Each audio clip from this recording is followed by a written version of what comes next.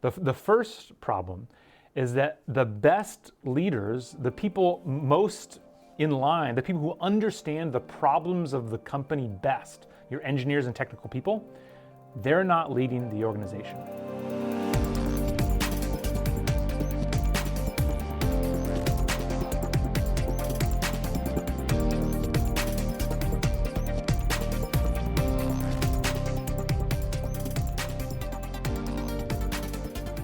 Nobody wants to be a manager, and it's destroying the future of American business.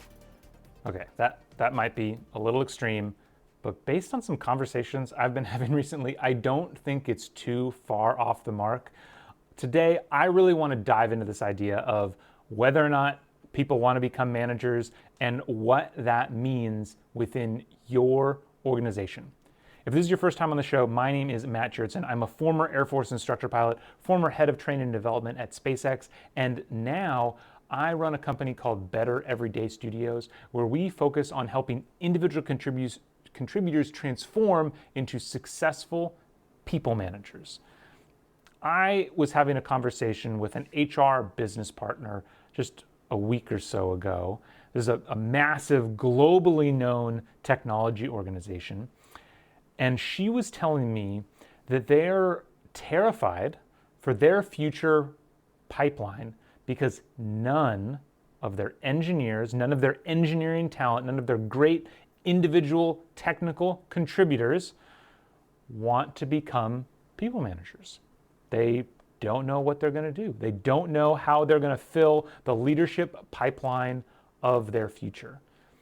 And I think this is a really common problem. I think it's our fault. By our fault, I mean HR, like the kind of the group that I tend to belong to. But I think there's a way to solve it. And so today, I again want to break this conversation down into three main parts. We're going to talk about why this is happening. We're going to talk about what is the cost to your organization. And then finally, we're going to talk about how to fix it. So why is this happening? Like I said, I'll say it straight.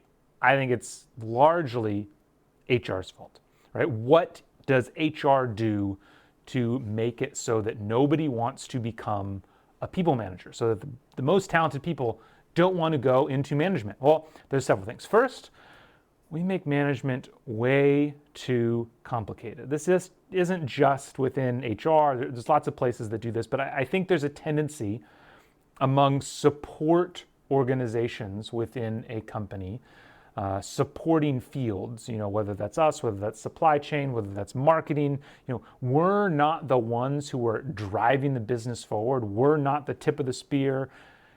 We have the tendency to try to want to make ourselves more important. We want a seat at the table. And so part of the way that we do that is we use really big words. We make everything seem really complicated. We have 18-part checklists. We have these really fancy charts and these frameworks that have all these components to them that you have to take a really long time to learn. We just make it all really, really complicated.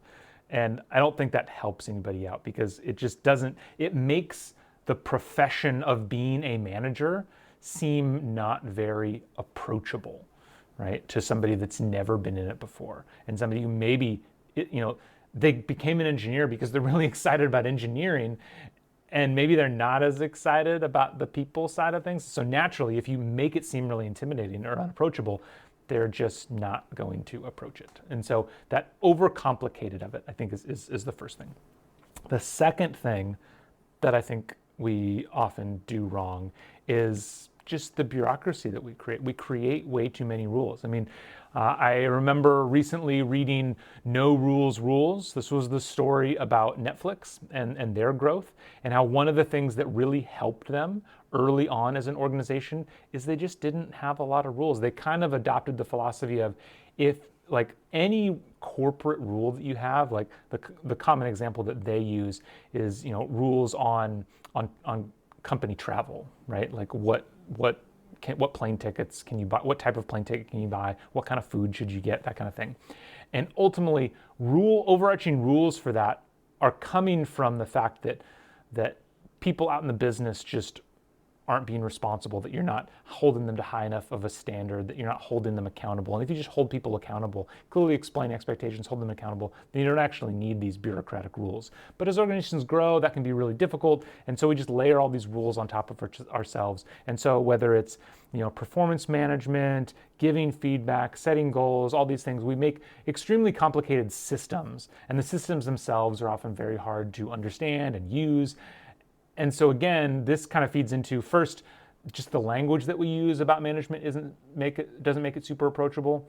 And then the systems and tools that we create for managers just end up wasting a whole bunch of time. I'm actually thinking of this in terms of like doctors, how when you hear about doctors today, I forget what the stats are, but they spend the vast majority of their time. I think it's something like for every hour a doctor spends with a patient, they spend 3 or 4 hours just filling out paperwork.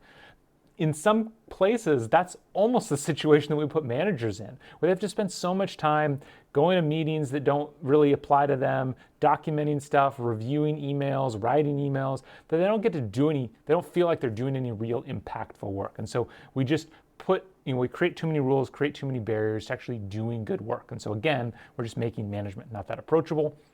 And then the final thing that I think we do is we do HR, and businesses as a whole, just don't really look for the right things when they're trying to promote people.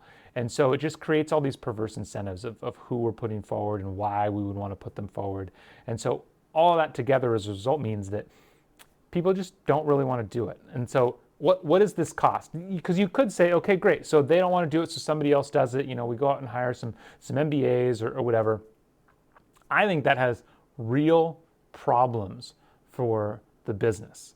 The first problem is that the best leaders, the people most in line, the people who understand the problems of the company best, your engineers and technical people, they're not leading the organization. And you can look all throughout the business world at all the times we're putting in more of like a quote unquote business person, a sales leader, an MBA type or something, making them the head of a business.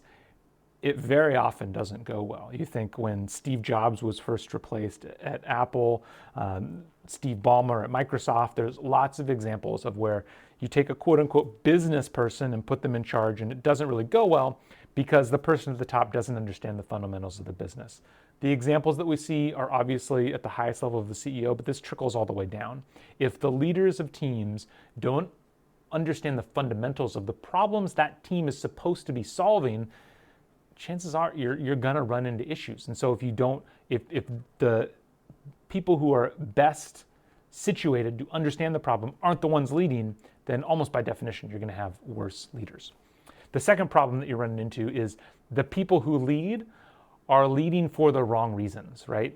If the engineers, the ones who really want to do great work and solve problems, aren't stepping forward, then the people who step forward are probably going to be the ones who care more about themselves, who care more about raising their stature, who care more about, increasing their influence across the organization, and they wind up like trying to carve out a little fiefdom for themselves, something like that.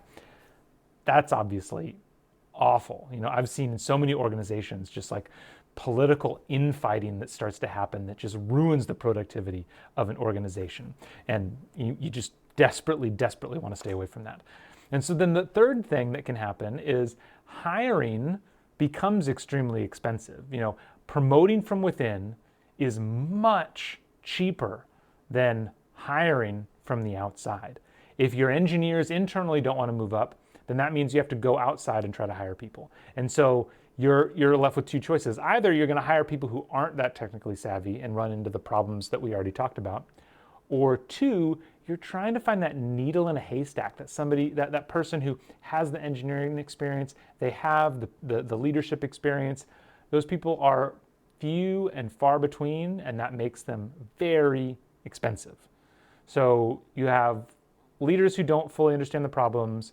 You have leaders who care more about themselves and the business. You have really expensive leaders. These are real problems that are happening in your organization if engineers don't want to get promoted, if your individual contributors don't want to get promoted. So how do we solve that problem? I think, to me, all of this comes down to we need to get back to what I call first principles management. If you simplify what management means down to its most basic components, I think there are three things that managers do at a fundamental level. Number one, they get people to work together. Number two, they get people working on the right things. And number three, they help people improve their work over time. Those are the three fundamental things that a manager does. And if when you think about being a manager in your organization or promoting managers in an organization, if you focus on those three things, I think it really helps solve a lot of your problems. One, it makes being a manager much more approachable and simple, right? We're not worrying about all these crazy rules. We're not worrying about all these crazy systems. Can somebody do these things? Anybody in the organization, even a technical person, is going to understand what you're talking about, and it's going to be much more practical to them of like, oh, that's what okay, like I can figure out how to do that. And then it also gives you a very clear roadmap for what skills to watch out for, right? Is somebody naturally bringing people together for lunch and learns and doing that commonly just as a way to impart knowledge? Are they showing an interest in other people? Do they clearly care about their team members coming together, or are they kind of dividing them? And so to me, the biggest reason why our engineers aren't wanting to be promoted is because we're just overcomplicating it. So if that's the problem, the solution is to simplify it. And you simplify it with first principles management. If you want to know more, please reach out to me, matt@bettereverydaystudios.com. I would love to sit down and chat with you. If you are responsible for leadership development for an entire organization, just a small department, your individual team, I would love to figure out if we can have I would love to have a conversation with you to see if we can figure out how to make the managers in your organization better. We can dive deep into first principles management, figure out exactly the challenges that you're trying to face. And with that, I will see you next time on the Leadership Launchpad.